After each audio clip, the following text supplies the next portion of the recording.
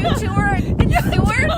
This is Lynn and Angie with My Alaska Guide. It's a little windy today in Seward. Just a little bit. We're down here, though, doing our final edit on the Seward Historic Walking Tour.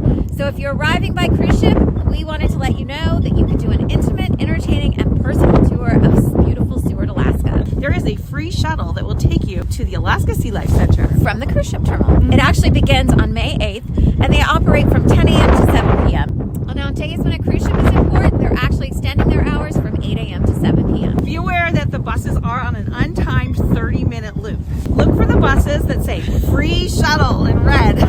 We hope that you will join us as